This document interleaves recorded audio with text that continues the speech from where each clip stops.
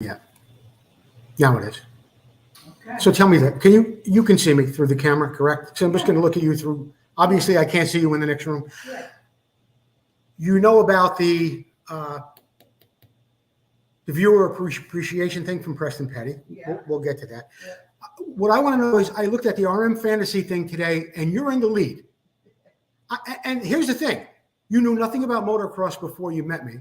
We weren't even involved in vintage motocross till like the year 2000, so we'd already been married for 14 years. And now you're in the lead. You're in the same group as like Brad Lackey, Donnie Hansen, me. I mean, guys that know motocross. Laurie, who's been around forever with motocross. Yet you're in the points lead. How do you do this?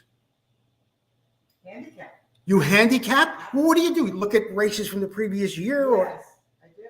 Previous races, previous winners of, yeah, I do. I don't believe it, and I think, I don't believe it. no, I think you have, I think you're getting inside information. It's 6 o'clock. I have to start the show. So I'm going to check a little further into it, but all right. I'm Jerry Maddox. And I'm Ryder Maddox in sunny California. And you're watching Vintage Motocross Q&A, hosted by Joe Abbate.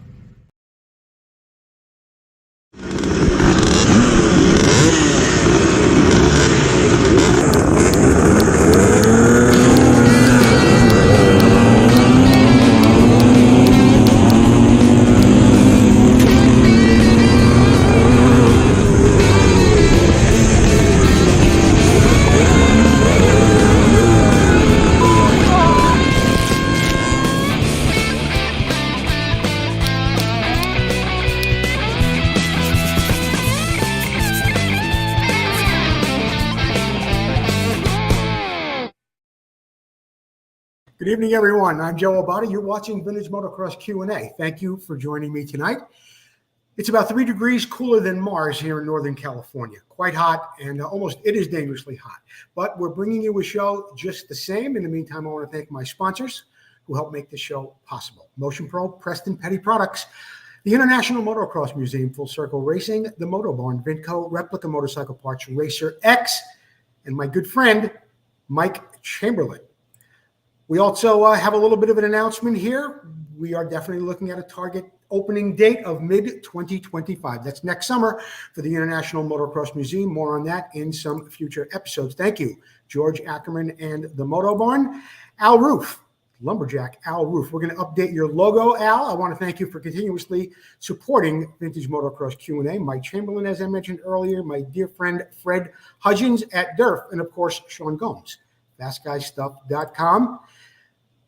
Zebrig, old boy, you're all around the country with our sticker on the side of your trailer. We want to thank you so much for that. And we will be hearing a lot more from Clunker and Jerry Maddox. They're hitting the road again. They'll be going to Mid-Ohio.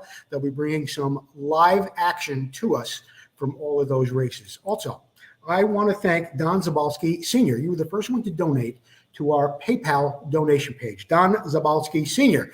Thank you so much. And there is a link in the show description that tells you how to get over there to PayPal, and you could donate. You don't have to be a member of PayPal either. Any credit card will work, and we also have our QR code. Hold your phone up to there, and you'll get the whatever that is, and you get a menu. You know how it works. I don't really know how it works. You know? Don't forget to keep sharing the show, whether you're on Facebook or you're on YouTube. We do have a gift being given away this week, a very, very special item. And I could just do this and show it to you here in a picture. But why don't we have the lovely Susie tell us more about what we're giving away tonight on Vintage Motocross Q&A. What do we got, Sue? So tonight we're giving away these lovely number plates from Preston Petty Products. How many? 3. Okay. And a set of grips. A set of grips and 3 number plates from PrestonPettyProducts.com. That's it. Susie, thank you so much. We will be seeing more of you a little bit later on in the show, I'm sure. Right now, we are going to the next time try this segment. This is a great little tip. There are a lot of tires out there these days, modern rubber, even being reproduced kind of to have a vintage look, but sometimes you get a logo on there and it doesn't quite fit what you're looking to do. Well, I think I've already said enough. Let's take a look at my next time try this segment. Tires today come in a variety of different sizes, and of course, they have different writing on them. A tire I like to use on restorations and on race bikes sometimes as well is the V-brand Vintage Reserve. As you can see right here, their logo is on the tire. Now, whether it's vulcanized or whether it's silk screened on there, I'm not sure exactly how it's put on, but it does not come off very easily. Other tire brands have that on there as well. But I found a way that when I have this bike on a restoration, it's going to look more authentic. Let's move the camera over to the other side of the shop, and I'm going to show you exactly what I do to get this logo off. Now, as you can see, this is where the logo is. I don't know whether the right word is vulcanized or how it's applied to the rubber, but it just doesn't wipe off. And I've tried it using different liquids, whether it's alcohol or acetone or lacquer thinner, whatever it might be. So what I did was I just started or tried to sand it. And I did it on another tire, so I want to show you on this one exactly how I do it. I sand around in circles and back and forth. And you want to frequently turn the paper because the paper will get clogged up with the rubber. Also, if you go to clean it off while you're working at it, don't use WD-40. Use something like alcohol, something that's not going to get the tire all oily. You want something that's going to dry up quick. Water might even work.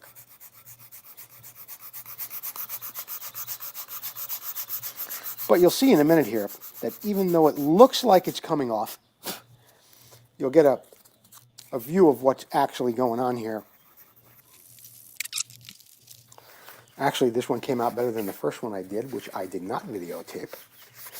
But it came out a little bit better when the alcohol dries up. What I've been using here is 180 grit sandpaper. Going around in circles helps a little bit too, but most of it can be done just going back and forth. Might not be a bad idea to, if you're working near a chrome rim like this or even an aluminum rim, might not be a bad idea to mask that off so you don't get your sandpaper scratching up your rim.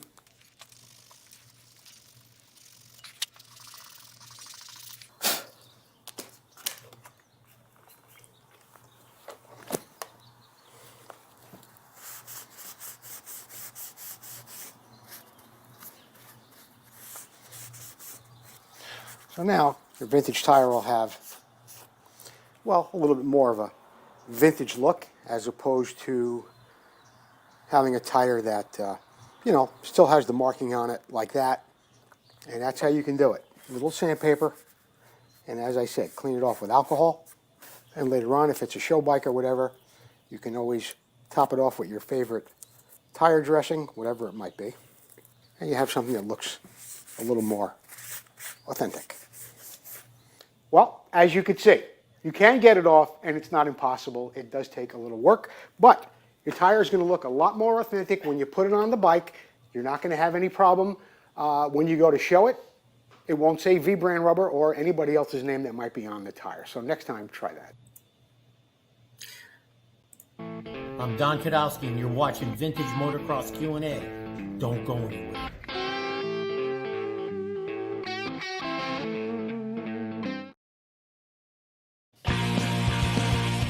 Vintco, who already has a full line of vintage parts, now has air shocks that are an exact duplicate of the original air shocks so popular in the late 70s. So whether you're looking to build a full racer or museum showpiece, these shocks will give you that incredible 70s look and improve your bike's performance.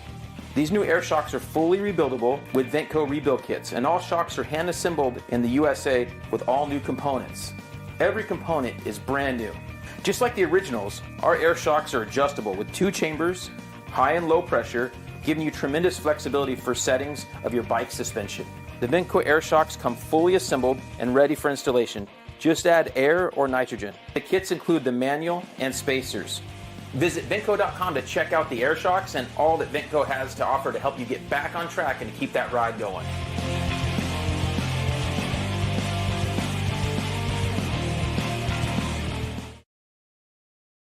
Yeah, Vento. Hey, Susie, you know what I want to know? Where's everybody watching from? Can everybody tell us where they're watching from?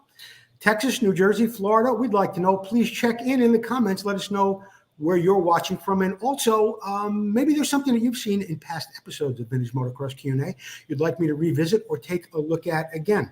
Let us know where you're watching from or what you might want to see that we have on the show in the past. In the meantime, oh yeah, I got to tell you more about Vinco. Vinco's got a lot of stuff going on there, as you know. They've got sleeves for all kinds of bikes there. They have connecting rod kits for just about every vintage dirt bike you can name: Suzuki, Yamaha, Kawasaki, and Honda. And right now, they've got a special going on where if you order over $200 worth of parts from Vinco, you get free shipping. Vinco, keep the ride going with over 1,000 products in their catalog. The What's It Worth segment tonight is brought to you by Full Circle Racing. Be sure to visit my friend Tom McAllister at Full Circle Racing, your one-stop shop for all your race wheel needs. Tonight, we're looking at a 1977 Penton MC250. I'm going to read this to you while I go through the pictures a little bit, and you can tell us toward the end what you think this bike recently sold for. So here we go. 1977 Penton MC250 was acquired by the seller in 2019 following a refurbishment that is said to have included overhauling its engine, which is a two-stroke one-cylinder, the leading link axle fork, and the piggyback shocks. The bike was refinished in orange and black in 2023. It features a 6-speed transmission, a 21-inch front wheel, and an 18-inch rear wheel. It has a cross-braced handlebar, a black vinyl seat, side stand, and a cross-braced handlebar. As always, nothing beats a description put together by Bring a Trailer. Anyway, this MC5 is now being offered at no reserve in Tennessee for off-road use only. 6-speed, orange paint, piggyback shocks. It's got a side stand, chrome cross-braced fuel tank. Side covers were refinished. It features white plastic fenders, the yellow number plates. Once again, they mention, oh no, it's a braced swing arm. Okay. The wheels they mentioned again, it's got Chengshin knobby tires on it, conventional leading axle fork with a dual piggyback shock on the rear. KTM two-stroke single, factory rated at 34 horsepower, and said to have been overhauled during its refurbishment. The bike has not been started since it was refinished, and that was in 2023. How much do you think this bike recently sold for? Susie, you got any guesses? No, you can't even begin to guess, and you shouldn't, because people who are associated with the Vintage Motocross Q&A family are not eligible for prizes. How much do you think this bike recently sold for? $3,600? $6,300. In Tennessee, in early July, $5,354. That's $5,354. That's how much it went for. Camp And Jeff, who got closest? 5,300. Who said that? Camp Jeff. Camp Jeff? I think we have a new viewer. Well, Camp Jeff, you know what? He's been on Yeah? there before. Okay, you know what? Being you got it closest without going over, why don't you send me your address and we'll get you something from one of our most generous sponsors. Will that be okay? Yeah. I think it will. Here's the problem segment tonight is brought to you by Motion Pro. Be sure to get over to Motion Pro for 20% off across the board on everything in their catalog, everything except custom-made cables. Tonight's question comes to us from, oh no, that was Jeff Kokoski from last week. I'm sorry. I'm going to remove that. I'm going to show you the question tonight that comes from our dear friend Jerry Maddox. Joe, I often wonder what is the best tool or way to service our cables. I remember back in the day there was a tool that clipped onto the cable and allowed lubrication to penetrate. What is the 2024 version of keeping my 3 cables slick? Well, I'm going to tell you something, Jeff. You know what? Something that everybody has in their garage. They often think it's a lubricant, and it is to a certain degree when you have metal to metal, things like hinges, or when you want something to stop squeaking immediately, but you don't want to have an oily finish on it, use WD-40. WD-40 is a great product for getting grease and oil removed from something. It's also the wonder drug for getting sticker glue and things like that off of old gas tanks. WD-40, kind of a lubricant, but not really. That's what their logo should actually be. But it's great for washing out your cables, and they're going to move really freely when you're done using the WD-40. Now, you mentioned that in the old days, that there was a little device like this that we would clamp onto our cables, and we would be able to sort of inject through that plastic stem that comes with more quality lubricants like this Motion Pro lubricant right here. They still make it. It comes together with Motion Pro cable lube. And if you want something a little trickier and a little more complicated to use, but possibly does a better job, I don't know, Motion Pro has this available as well. Now, both of these items are available through Motion Pro, the cable lube and the cable lube little clamp-on thingy that you can put on your cable. They're both available from Motion Pro, and you get 20% off across the board at Motion Pro right now. So right after the show is over, why don't you hustle your buns over to Motion Pro and get those cable lube tools that you've been looking for. Jerry Maddox, we're looking forward to seeing you back on the road with Clunker, hitting Ohio for that big Mid-Ohio race and bringing us some coverage here at Vintage Motocross Q&A. We're going to hear from one of our sponsors, International Motocross Museum, and we'll be right back with more Vintage Motocross Q&A. Hi, I'm Tommy Croft, and you're watching Vintage Motocross Q&A with Joe Abbate. We'll be right back with my dear friend Joe. Motocross struck America, coming from Europe like a lightning bolt, striking the hearts and minds of people all across the country and the world. Battles of intense racing and cutting rivalries with loyalty to brands and heroes intensified as years of blood, sweat, and dirt flew through the minds of those memories of champions as they wrestled their machines through almost impossible tracks. But where are those past champions? And where are their bikes? Terry Good, an ex-pro motocross racer, has made it his life mission to honor these heroes and the bikes they rode to stardom.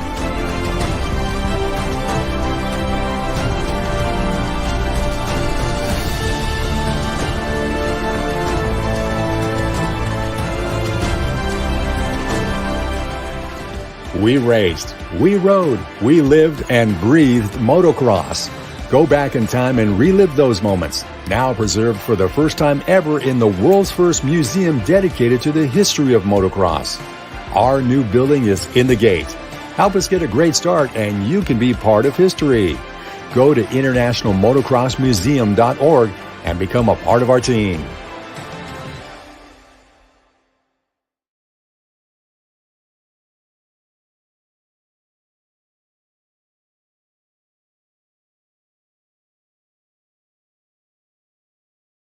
This latest post was put up on the International Motocross Museum website and our Facebook page by Terry Good. International Motocross Museum target opening mid-2025. That's mid-2025. It's getting closer, guys. And you see those 25 works bikes right there? Probably worth, I don't know. That's not important right now. But there's 25 works bikes in that picture. There are over 125 works bikes that will be on display, including all of Roger DeCoster's collection from all of his bikes from his world championships, including all the trophies and memorabilia from all those years that he was on the GP circuit. So don't forget, International Motocross Museum is a not-for-profit organization. You can go over there and get some hats and shirts, bangles and bows, posters and clocks. They've got a little bit of everything for everybody, including something everybody should have. If you weren't at one of the fundraisers, get this thumb drive. You'll feel like you're right there. DeCoster was there, Bob Hanna. They were telling some great stories. You'll see it all on this thumb drive. Get over to internationalmotocrossmuseum.org. In the Moto Showcase tonight, which is brought to you by Preston Petty Products. Be sure to get over to Preston Petty Products to get all that beautiful plastic that we've all loved throughout the past 50 years. And don't forget, we're giving away some cool stuff here on the show in just a minute or a little bit later on in the show. Susie will be telling some lucky winner that they've won 3 number plates and also a set of grips, compliments of Preston Petty Products. But for right now, we're going to move on, and I'm going to tell you about a great little bike that we found up there in Canada from one of our viewers, Paul Knudsen. I pronounce it Knudsen, Knudsen. I don't think it's Knudsen. I think it's Knudsen. Anyway, Joe, simply been preoccupied with little stuff and cleaning up the 81 KTM 490, but I'll eventually make that happen. I'm going to offer up another cool, rare machine owned by a longtime friend and riding buddy. This motorcycle is a 1972-ish. I don't know why it's 72-ish, but anyway, Mako 125 motocrosser. The true novelty with this machine is it's a survivor, and more accurate, period, correct survivor.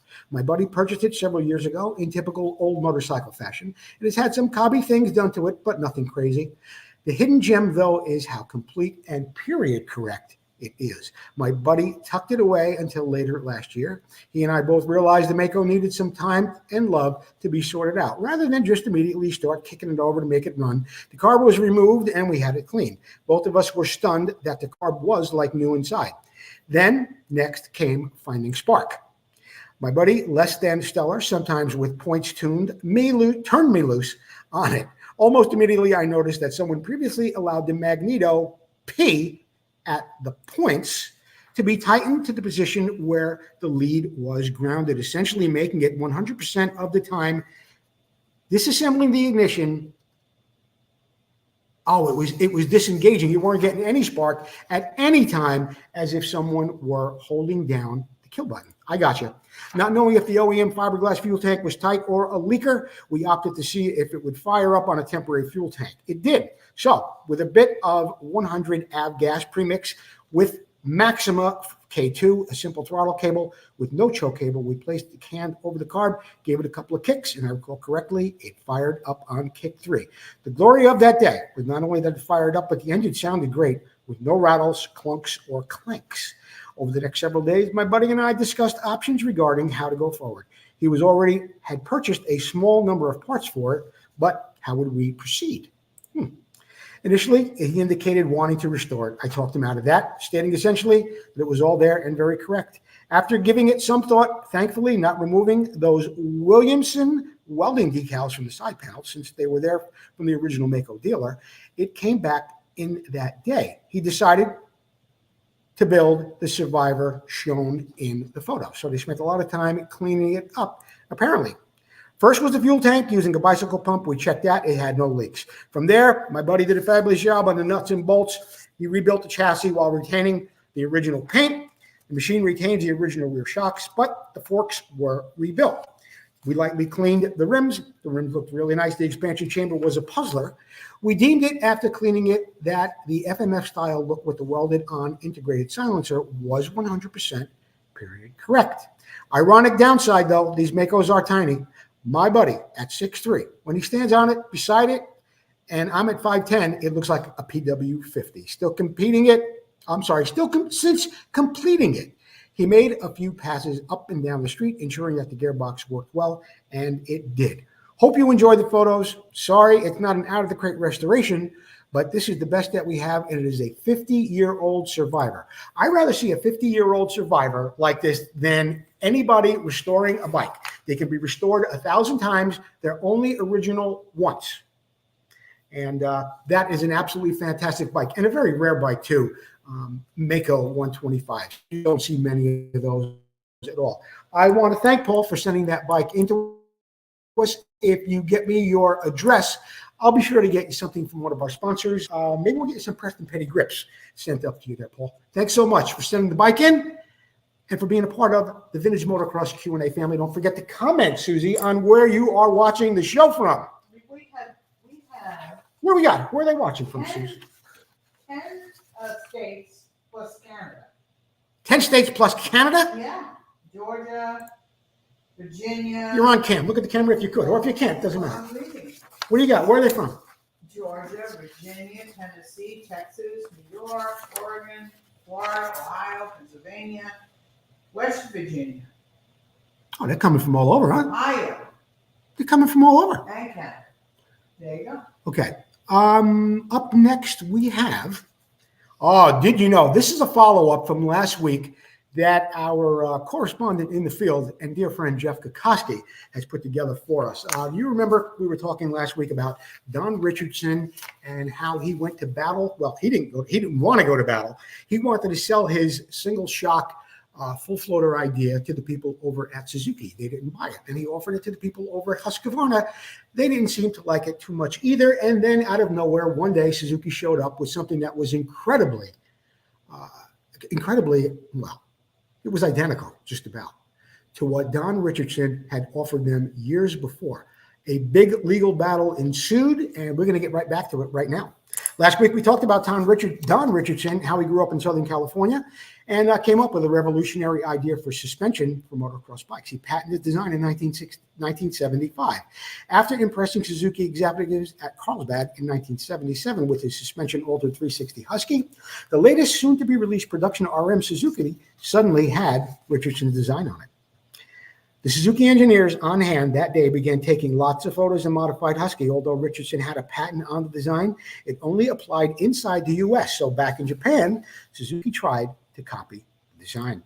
But the Suzuki engineers did not realize that the part of the secret of the system was the revised shock absorber. Not surprisingly, the handling their modified RM was atrocious. Eventually, Suzuki agreed to pay Richardson $30,000 to alter a new 78 RM400 with the rocker arm linkage and the revised shock. They also agreed to a license option for the modified shock and a royalty for each bike sold with the modified system if the Suzuki brass decided to move forward. After Richardson was done with the linkage system, Suzuki tested the bike and found that the altered production RM was an incredible 2 seconds faster per lap than Roger DeCoster's RN factory works bike was. How about that? Richardson then traveled to Japan to meet the Suzuki engineers who wanted to test the RM that was modified themselves. Well, there, the engineers were worried about how much extra stress the bottom shock was going to put onto the frame. Richardson made modifications to the design, while still there within the parameters of the patent, to move the bottom shock mount forward on the swing arm. He made some calculations, and he told the engineers this is what they needed to do in order to make it work. What he didn't realize was that Suzuki was out to steal the design. Shortly after he arrived back in the U.S. toward the end of 1979, Suzuki abruptly terminated the license agreement. Richardson was flabbergasted. Ironically, in 1980, Kawasaki released their single-shock motocrosser, and they called it the Unitrack. It, too, bore an uncanny resemblance to Richardson's design. The rising rate performance of the system was actually part of Richardson's patent, so Suzuki got around the patent by designing the rocker arm link so that the spring rate did not rise at the rear wheel as it got closer to the rear fender. Kawasaki tried to compensate for the shortcoming with a slightly less progressively wound spring, which had a falling spring rate. As you can imagine, the rear suspension was terrible, especially over large jumps. On the World GP circuit, this was not the case, though. 1980, Brad Lackey rode his factory Kawasaki to second place in the prestigious open class, but his factory SR had a one-off rocker arm design to give the Unitrack a rising rate. Eventually, in early 1980s, Kawasaki, Honda, and Yamaha would all pay royalty to Richardson. Boy, this is long, Jeffrey, but it's also very, very interesting. They would all pay royalty to Richardson for the patent rising rate system, and after he sued them, they decided to settle out of court. Suzuki was the lone exemption. During the 1980 U.S. national and international GP motocross campaign, the Suzuki factory bike showed up with Richardson's copy design. Dubbed the full floater, because the rear shock was not connected directly to the frame, but instead floated between the rocker arm and the swing arm, Suzuki claimed that it was their own design and it had a rising rate. Ken Howerton and Mark Barnett dominated the 250 and 125 national classes in repeat feat from 1981. Meanwhile, in Europe, Belgians George Jobet and Harry Everts became the 250 and 125 champions on full floaters. The first time Richardson saw this on the backup of a pickup, he was livid. After seeing that this was done and happening on an international scene, Richardson, patent attorney, promptly sued Suzuki and California State Court for theft and trade secrets. Suzuki turned around and countersued Richardson in federal court for $1 million, claiming the patent fraud, hoping to get his patent declared invalid. Suzuki claimed that Richardson design was similar, but some obscure bicycle suspension system of 1916 that used a rocker arm, but it did not produce a rising rate. Unfortunately, the lawsuit didn't go to trial till 1986. Suzuki outside counsel law firm employed every delay tactic that they could to drive Richardson into bankruptcy. The trial was supposed to take place 6 weeks, but dragged on for 7 months until 1987. In that end, the jury found Suzuki liable for stealing trade secrets, breach of contract, and patent infringement. The jury assessed a $12.50 per motorcycle sold for trade secret violations. Here's where it really gets good. Richardson's legal team figured that Suzuki sold 1.5 million full floaters, So the patent infringement and trade secret violation amounted to $19 million. The drama still wasn't over. Incredibly, the judge, who had a history of siding against small businesses and patent holders, used his authority to overturn the verdict. Richardson's legal team immediately filed an appeal to the appellate court in D.C. and specialized in patent cases. That process took another 2 years. In February of 1989, the D.C. appellate court upheld the lower court's jury ruling, but went much further.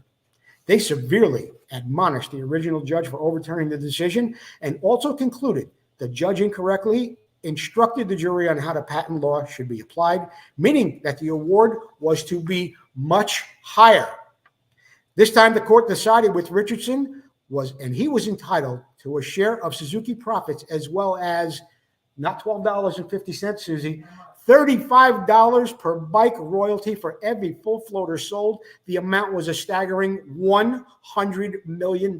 Suzuki even tried to take the decision to the Supreme Court, but the court refused to hear the case. Well, there you have it. All that is coming in from Jeff Kokoski. And you know what? There's even a little bit more, and I'm going to share this with you. Then we got to jump out of this, okay? Suzuki finally agreed to settle with Richardson for some money, figuring somewhere between $19 million and $100 million. Nobody knows for sure how much it was, but we all know it was between 19 and $100 million. It was 1989 by the time it was all figured out.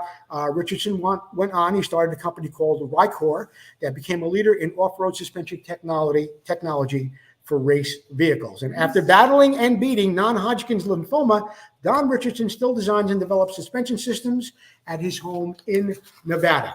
Wow. Boy, oh boy. Talk about Davy and Goliath and the big corporations coming down on the little guy.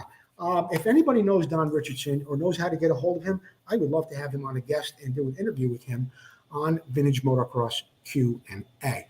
Anybody out there knows Don Richardson, or I'll try and look him up myself. And I think we should definitely get him on the show. Susie, do you have, and you don't have to tell me just yet. I do have a winner. You want it now? Yeah, what do you got? I have Ken Valentine. Kenny Valentine. Winner of grips and 3 number plates. There you go. Compliments. PrestonPettyProducts.com. Be sure to visit him online. What do you think, Sis? What do I think about what? Visiting Preston Petty Products. Yeah, you have to. I said that. Visit PrestonPettyProducts.com. Okay. Ken Valentine, send us your address. That's right. Ken Valentine, send us your address and we will get you, we're going to get you that, what you saw right there. 3 plates and a set of grips. Compliments of Paul Stannard, Mike Murphy, and PrestonPettyProducts.com. After that long yet very, very interesting excerpt from Jeff Kokoski. I have to take a break because I'm dehydrated. I am. I'm winded, and we're going to take a little break here. We'll be right back with more Vintage Motocross Q&A. Hi, I'm Paul Parkinson with Replica Motorcycle Parts. I'm sitting here with our test bike, which is ridden by Jerry Maddox. He carries the #1 plate in the U.S. Let's go over a couple of the parts that we've got on here. We've got our ignition cover with the case saver built into it, so that when the chain comes off, you're not damaging your cases. Spacer, foot pegs. Jerry runs our air box. Seat brackets, keeps the seat on tight so he doesn't fall off when he's going over the whoops. And then on this side, Jerry runs a couple little things, a lot of little rubber parts on the bike and stuff are all done by us. And then down here we've got our brake pedal, which has got needle bearings in there, and then it's got a wider toe peg so it gives them a real nice, clean, easy to use brake. And then this is our latest part. This is a CR250 type knuckle. In fact, Honda used them on the last versions of the MR175s, and this is a real trick aluminum Kickstarter arm. So that gives them lightweight, strength, and reliability more than anything else.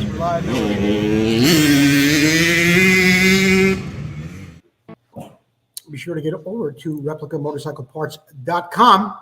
And Paul Parkinson has just an unbelievable amount of products that he is making at replicamotorcycleparts.com. Be sure to get over there today. And I think I've got a little list here of what he's got coming up. He's got the Kickstarters for the Honda CR 125 and 250. He makes gas caps in both black and white for Suzuki's and other makes as well. He's coming up in the very, very near future with some great products, including, and I can't believe this, I can't wait to see it.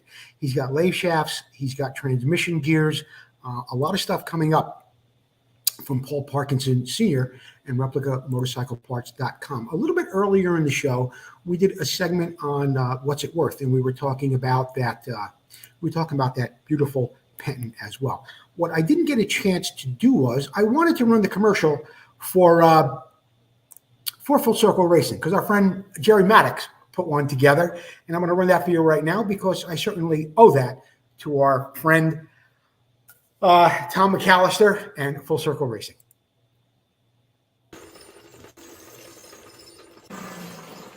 I get asked often, what's the most important thing on Clunker? Answer's simple, it's me. That's why I use Full Circle Racing wheels prepped by Tom McAllister. So should you. Watch this and learn why.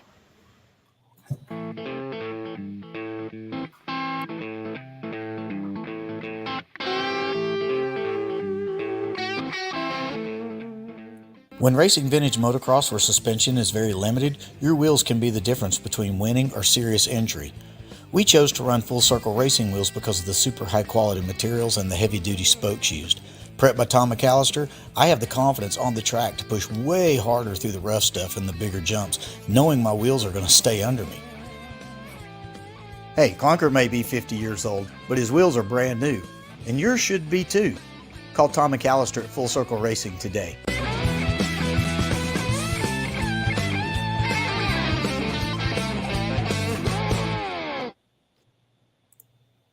Okay, I want to thank Tom McAllister and Full Circle Racing, and also Jerry Maddox for putting that beautiful video together. Jeff Kokoski just sent Susie a message, who came out to tell me that I'm actually friends with Don Richardson on Facebook. Well, Jeff said that. Who said that? Kokoski? Kokoski said that. Okay, then I'll get a hold of Richardson myself. But thank you, Jeff, for reminding me about that. This Week in Motocross History is brought to you by Racer X. Be sure to visit them online or on your newsstand now. That is Racer X. 1972, arguably one of the single most important races in the history of the sport, took place for the first time. The game-changing Super Bowl of motocross at the Los Angeles Coliseum in Southern California. Rock and roll and race promoter Mike Goodwin, possibly working off an idea from the indoor TT races at Madison Square Garden in New York, or the Houston Astrodome in Texas, or maybe even off the great Victory Day Stadium motorcycle races in Prague, Czechoslovakia. Talked the Coliseum, folks, into letting him fill the home of the 1932 Summer Olympic Games with a dirt bike race, holding a motocross race upon it under the lights. He invited all the top young U.S. riders there, as well as some visiting Europeans who were visiting for the Inter Am Series, including Swedish stars Torsten Holman, Arne Kring, and Thorleif Hansen. A reported 27,000 people showed up for what was called the Yamaha Super Series. Santee, California local Marty Tripes went 2-2-2 to take the overall that day. He was also the youngest rider at that time to win an AMA event. The moto winners would all be visiting. The moto winners would all for being the visiting Swedes. They also won some races. Because Tripes took 3 seconds that night. But Thorleif Hansen, Arne Kring, and Hakan Andersson all took what? 3. What's 3? Susie's trying to tell me something over. She's giving me some slang language. Marty Tripes won, and the other guys were all from Sweden. Okay? Let's go with that. Let's move on. The Dogger, 1984. In another youngest rider ever moment, Team Honda's Ron Lechien, just 17-year-old and 6 months at the time, won the FIM 250cc US Grand Prix at Unadilla, setting a record in the FIM Motocross World Championships. It would eventually be lowered to a ridiculous 15 years and 54 days for Ken Roczen in this millennium. But Lechien's remarkable effort in his first trip to the fabled and very difficult upstate New York track, just 2 years after he was racing hundreds and 125s in the stock and modified class in Loretta Lynn's, the Dogger, taking home the gold at the USGP and and that was in Unadilla. And it was July 8th, 1953, Susie, a star was born, so to speak. Brad Lackey was born July 8th, 1953. Happy birthday, Brad. 1972 500cc national champion and America's first and only 500cc world champion. Brad Lackey was born. Brad, of course, celebrated a birthday this week on July 8th, 71 laps around the sun. 71 laps around the sun for Lackey. And still the one and only 500cc world champion. What do we have coming up here? Oh, no, I'm out of commercials. I'm just going to have to keep going. And we talked about Paul Parkinson and what a great job he is doing making all those replica motorcycle parts for everybody all over the country. Thank you, Paul, for being a longtime sponsor of the show. And we look forward to seeing more products. And we'll have you back on one of these days. What I'd like to do is I want to have you back on, but with videos of what goes on in your plant and how the gears and how those things are made. I don't believe it's something that anybody has seen. I like to give everybody an opportunity to look at it. We've been selling a lot of shirts lately, a lot of shirts, and I'm really, really grateful for everybody who has who's bought a shirt. I mean, we had Scott Cope, we had Jim Conquest, of course. Another guy today just ordered one a short time ago. I mean, so short, it happened right before the show went on. I want to thank everybody for ordering a shirt. Don't forget, our race guy out in the field, Jerry Maddox. He'll be at Mid-Ohio. That's coming up in just a couple of weeks. Vintage Motocross Q&A sponsorship opportunities are still available. You can also be a show sponsor. Remember a couple of weeks ago, the wall looked like this? Now it's covered with show sponsors. There's $49.95. Get you a shirt, get your name on the wall. You can continue on being a supporter of the show, or you could just do it once if you like. Some events coming up, right down the road from me. WeatherTech Raceway, Laguna Seca, July 19th through 21st. That is in Salinas, California. There's an Arma National there. And because that facility has road racing and motocross and some other things, including a great bike show, you'll see it all that weekend in Salinas. The Jim Pomeroy Memorial Motocross Track, August 10th and 11th, 2024. That happens up there on Summerview Road in Titan, Washington. Get up there and some great memories, of course, from Jim Pomeroy from the Great Northwest, and you'll get an opportunity to do some great racing the Arma way. I think that about wraps it up for this. Prayer for Joe Alsop. Joe Alsop. Yeah, I know a lot of people here are friends with Joe Alsop, a good friend of ours down in Kylene, Texas. I was able to speak to Joe for about a half hour on the phone the other day. Let's keep him in our thoughts and prayers. He's doing good, but he's got a battle going on there, okay? So let's keep that in mind. Also, our friends over in Texas, like Steve Wise and so many others, they're getting some weather down there. Let's check on those people, see how they're doing. I understand that there's some kind of tornado watch happening up near Syracuse, New York today as well. You got to get out of Syracuse, man. You got to get back to Brooklyn where it's safe. All jokes aside, let's keep everyone in our thoughts there, in our prayers. Check on them, and that's about it for this week's episode of Vintage Motocross Q&A. We have the end credits coming up. Gino! Come on, Gino! There he is. Gino. All right. Good shot. I love you, Gino. We'll see you next time on Vintage Motocross Q&A. Don't forget to support all of our wonderful sponsors. That's how you get to see the show. We'll see you next time.